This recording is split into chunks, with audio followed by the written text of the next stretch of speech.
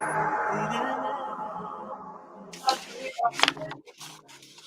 time is just gone 9:40 a.m. as we continue with the show this morning. Now, we are now looking at the faces of China's detention camps. We're talking about the Xinjiang region, where earlier this year we've seen thousands of photographs from the heart of this highly secretive system. We've seen mass incarceration. We've seen shoot to kill policy for those who try to escape. These are amongst the huge cache of data that was hacked from police computer services in the region. They are called the Xinjiang police files, and they were passed on to the BBC earlier this year. And this is something that we have been talking about for a very, very long time. The plight of the Muslims, the plight of the people of the Xinjiang region. We joined on the line this morning from the United Kingdom, human rights activist for the Uyghur Muslims, Rahima Mahmut. Rahima, assalamu alaikum wa rahmatullahi wa barakatuh, and welcome. Walaikum assalam and salam alaikum. Thank you for covering this issue continuously, and we are very grateful. Well, we need to cover, because we need to continue highlighting the fact that even in this day and age, we hear of concentration camps, detention camps, and these are exactly what they are. Now, let us just talk about these Xinjiang police files that were passed on to the BBC earlier, and what are these files actually telling us, Rahima? Well, the photographs put a human face to this genocide. Until now, photographic evidence of the genocide has been limited to drone footage and the satellite images.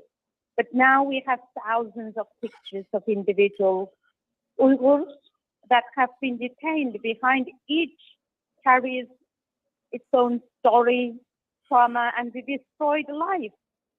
And the youngest detainee is just 15-year-old girl. This is inhumanity at its most extreme. And this should really shook the conscience of the world, of every individual human being, especially the Muslim world. Well, definitely, and I think the Muslim world, to a large extent, sadly, has been blind to the plight of the Uyghur Muslims, and this has been going on for decades, for a very, very long time. And we know that the Chinese government, this is a highly secretive government. They won't let anything out, and at the same time, the narrative that they are talking about when they're looking at this footage that you're speaking about, saying that these are re-education camps. But we know, and having spoken to many people in the past with regard to the Uyghur Muslims, that these are not re-education camps. These are detention camps in every sense of the word, where some of the worst atrocities are committed against the Uyghur people. Absolutely. I have translated the testimonies of those that have survived these camps, and I am well aware of the horrors. And, they face a constant surveillance, humiliation, indoctrination, torture, systematic rape. It's unbelievable. This is happening in the 21st century, and yet the world really remains largely silent.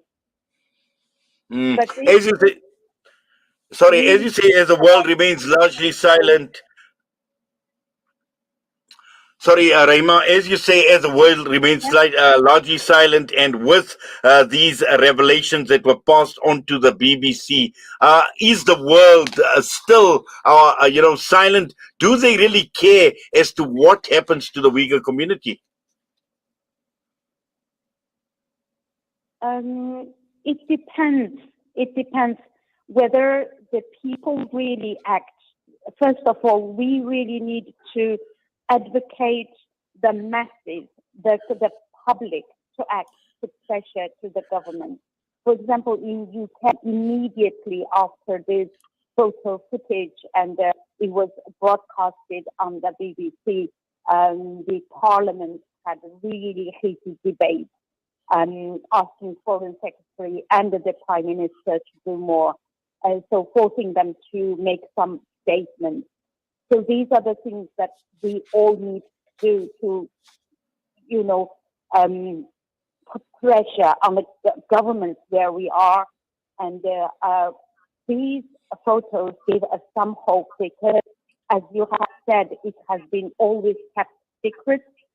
Chinese government completely spreading like disinformation and trying to silence people like myself to speak the truth.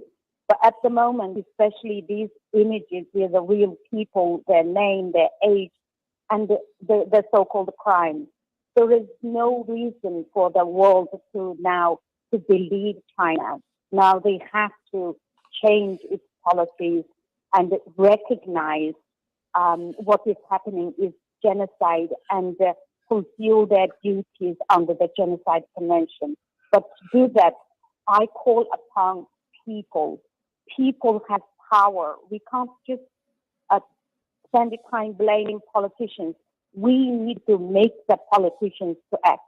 So I ask all the sisters and brothers who are listening to this radio, listening to my voice now, do something.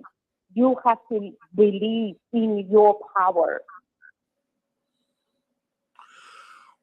Well, certainly, and also, as you mentioned, we cannot rely on the governments because we know that there are self-interests, there are personal interests, there are in their relationship, and we've seen it even with the Muslim world. Sadly, Rahima, that we've seen Muslim leadership enjoying this very close relationship for their own purposes, for their own agenda.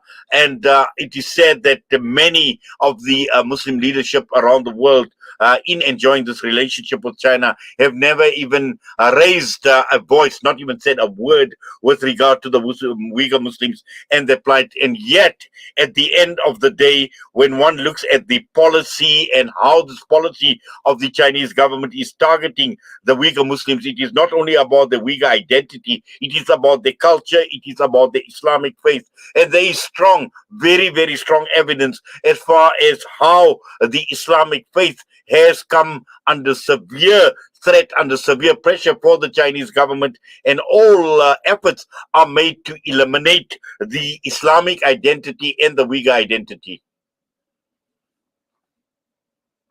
Absolutely. This is a war against Islam. This is a shameless war against Islam. And it is shameless for the Muslim world not saying anything, especially those who are in power. Everything what Chinese government is doing against Uyghurs and other Muslims is against every, belief that we have in Islam. And this is the time, especially we had the leaks in 2019. There were thousands of pages of documents leaked, although there wasn't like a pictures. I thought at that time that the Muslim world will act, and at least these are classified documents. Then they cannot just say this is a American propaganda against China. But we didn't see much movement then. But now I really hope, I still really pray that these people who are in power have the conscience to act, to protect and prevent what the Chinese Communist Party doing to my people, committing genocide, crime against humanity. Well, Rahima, we will continue as media organizations to continue highlighting the plight, and we will continue talking about it. And as and when developments arise, we definitely will get in touch with people like yourselves to continue raising the awareness, and more importantly, to make sure that the voices of ordinary people get heard when it comes to the plight of the Uyghur Muslims, and representing them as a voice to the rest of the world. We wish you well, inshallah, and we thank you once again for your time with us this morning here on Salam Media. Thank you. It's my pleasure to speaking to you. And good luck with everything else. And I really, really hope that we can make the rest of the world to take action. Thank you. Inshallah. Assalamu alaikum wa rahmatullahi wa barakatuh. Thank you. Salam alaikum. That was Rahima Mahmut, human rights activist for the Uyghur Muslims based in the United Kingdom. The time is just gone 9:50 a.m. We come back. We'll be joined by Hanif Hendricks. We're talking about Islamic values that will strengthen African unity against the background of Africa Day yesterday.